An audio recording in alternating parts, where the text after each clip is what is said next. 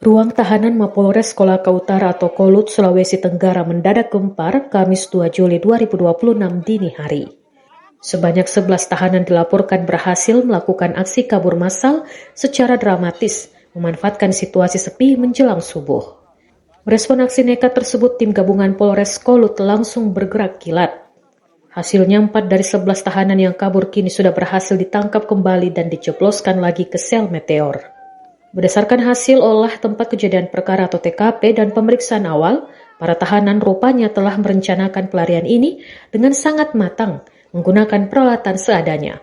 Pukul 3:30 waktu Indonesia Tengah, para tahanan mulai menjebol dan merusak jeruji besi pada ventilasi bagian atas ruang sel. Setelah ventilasi terbuka, mereka memanjat satu persatu ke area atap gedung menggunakan bantuan selang air. Untuk bisa turun dari atap Mapolres tanpa cedera, mereka mengikat kain sarung secara menyambung hingga membentuk tali panjang. Memanfaatkan gelap dan sepinya dini hari, 11 tahanan ini berhasil turun keluar area Mapolres dan langsung berpencar melarikan diri. Saat ini, tim gabungan masih terus melakukan perburuan intensif di lapangan untuk mengejar tahanan tersisa yang masih buron.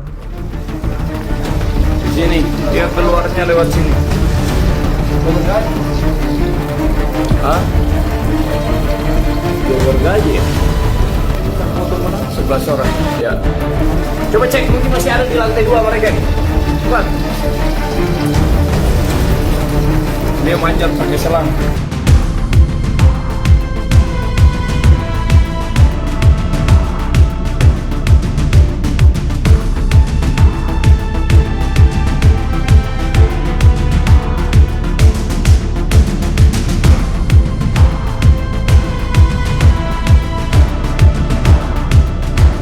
Download Tribun X sekarang, menghadirkan lokal menjadi Indonesia.